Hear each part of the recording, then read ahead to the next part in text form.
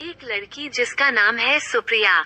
उसे पढ़ने लिखने का बहुत शौक था। वो अपनी मर्जी से पढ़ाई करती थी। जैसे कि कुछ बच्चों को माँ बाप को पीछे लगना पड़ता है उनकी पढ़ाई के लिए कि पढ़ लो बेटा, लेकिन वो इतनी अच्छी थी पढ़ाई में कि वो अपनी खुशी से बिना किसी के वक्त बताए, बिना किसी के समय बताए, अपने समय पर विद्यालय पहुँचना, ट्यूशन पढ़ना और घर पर आकर गृह कार्य करना, यह उसकी आदत में शामिल था। धीरे धीरे वो बड़ी होती गई और पढ़ाई में और भी अच्छी होती। वो हमेशा फर्स्ट नंबर पर आने आती। सुप्रिया ने कक्षा भी पास कर ली। 12वीं कक्षा में सुप्रिया के 60% मार्क्स आए। उसके घर में सब बहुत खुश हुए। उसके परिवार में उसके माता पिता, 2 भाई और 3 बहनें थी। वो एक भाई से बड़ी थी और 4 भाई बहनों से छोटी थी, यानी कि 2 बहनों से छोटी और एक भाई से छोटी। उससे छोटा एक भाई था जिसका नाम आकाश था। आकाश पढ़ाई में बिल्कुल भी अच्छा नहीं था। उसे पढ़ना अच्छा नहीं लगता था। जब सुप्रिया उसे पढ़ाने लगती तो वह सुप्रिया के पढ़ाने पर नाराज होता और पढ़ाई के वक्त सही से ध्यान न देने पर सुप्रिया जब उसे डांटती थी तो वह रोने लगता और फिर सुप्रिया अपने माता पिता से डांट खाती थी कि छोटे भाई को प्यार से पढ़ाया करते हैं। सुप्रिया इस बात को किसी को नहीं समझा पा रही थी कि शिक्षा के बिना प्रत्येक व्यक्ति अधूरा है, व्यर्थ है, दुनिया में उसका कोई सम्मान नहीं किया जाता।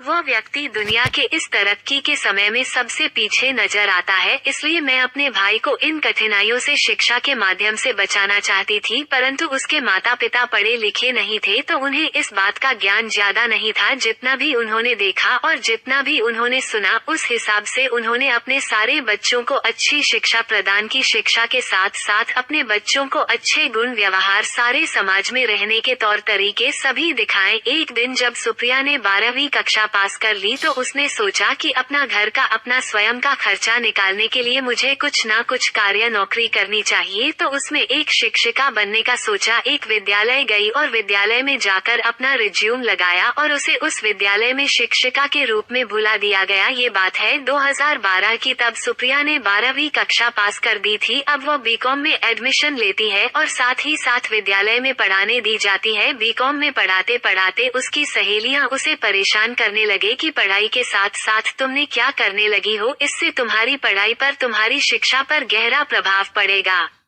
भैया सोचकर विद्यालय में पढ़ाना छोड़ देती है, लेकिन जब उसे लगता है, कुछ समय बाद उसे यह एहसास होता है कि एक शिक्षिका के रूप में जहां वह कार्य कर रही थी वहां से उसका पर्सनल खर्चा आसानी से निकल रहा था और उसकी बहुत सारी पर्चे भी आसानी से पूरे हो रहे थे। फिर 2017 में उसने दोबारा उसी विद्यालय में जाने का प्रयास किया और फिर से उसे विद्यालय में शिक्षिका के रूप में बुला लिया गया और वह 2017 से इस विद्यालय में पढ़ाने लगी।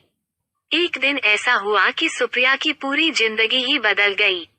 अचानक से विद्यालय में एक सरकार की तरफ से नोटिस आया, यदि विद्यालय में पढ़ा रही शिक्षिकाएं प्रशिक्षण नहीं किया गया होगा तो उन शिक्षकों को विद्यालयों से निकाल दिया जाएगा। तो सरकार की तरफ से एक कोर्स बनाया गया, DL-Ed। सुप्रिया की मेहनत और लगन को देखते हुए इस कोर्स में विद्यालय के प्रधान आचार्य ने उसे इस फॉर्म को भरने के लिए कहा। उसने भी और टीचर्स की तरह इस फॉर्म को भरा और 2 साल का ये रकोर्स करा। धीरे धीरे इस रकोर्स को करते हुए उसे यह एहसास हुआ कि शिक्षिका का पद छोटा पद नहीं है। उसके हाथ में पूरे भारत का भविष्य एक शिक्षकों के हाथ में होता है। एक बच्चा जब विद्यालय में पढ़ने आता है तो उसे इस प्रकार एक शिक्षिका आकार देती है, उसके व्यवहार में परिवर्तन करती है। जिस प्रकार एक कुम्हार अपने घड़े को बनाने के लिए सही प्रकार से आकार देने के लिए बार बार प्रयास करता है और उसे अंत में जाकर सही प्रकार से एक घड़े का रूप दे देता है, उसी प्रकार शिक्षकों का भी एक विद्यालय के जीवन में अहम भूमिका होता है। ये बात समझने पर उसने इस प्रोफेशन को अपनी जिंदगी बना लिया और DL-Ed करते करते उसके सामने एक स्टडी कोर्स आया जिसे कहा जाता है चाइल्ड स्टडी। जब उसने अपनी कक्षा यानी 3rd कक्षा की एक छात्रा मंतशा के बारे में स्टडी करी, क्योंकि वह छात्रा हमेशा क्लास में अनुपस्थित रहती थी और जब भी उपस्थित रहती थी तब भी बहुत कम बोलती थी और पढ़ाई में भी अच्छी नहीं थी, तो सुप्रिया ने सोचा क्यों ना चाइल्ड स्टडी में इसी वजह को शामिल किया जाए और इसकी पूरी स्टडी की जाए। ऐसी क्यों है, इतना ज्यादा अनुपस्थित रहती है। सुप्रिया ने मदरसा से घर कॉल की और उसकी माता को बुलाया और उसकी माता ने बताया कि उसके पिता यानी कि मंतशा के पिता मंतशा की मां को मारते हैं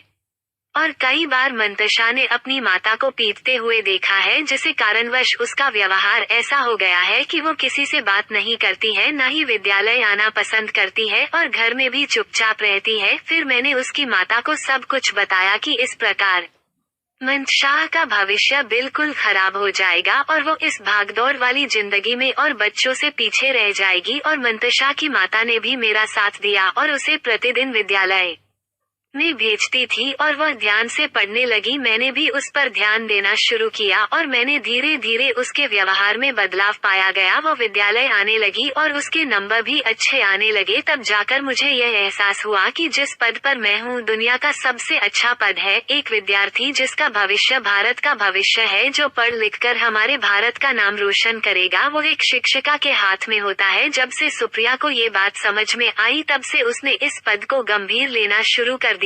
इस पद के लिए वो सिर्फ अपने खर्चे उठाने और सिर्फ अपने पैसों की कमी को दूर करने के लिए नहीं, बल्कि जिस पद पर वो आई थी उस पद को उसने अपनी जिंदगी बना लिया। और वो इसी विद्यालय में आज भी शिक्षिका के रूप में कार्य कर रही हैं और उसकी मेहनत और लगन को देखकर प्रधानाचार्य भी उससे बहुत खुश है और हर कार्य में सुप्रिया को आगे रखते हैं। हमें इस कहानी से यह शिक्षा मिलती है कि दुनिया का कोई भी कार्य, कोई भी व्यापार या कोई भी रखता है, बड़ा या छोटा नहीं होता। आपकी सोच बड़ी और छोटी होती है।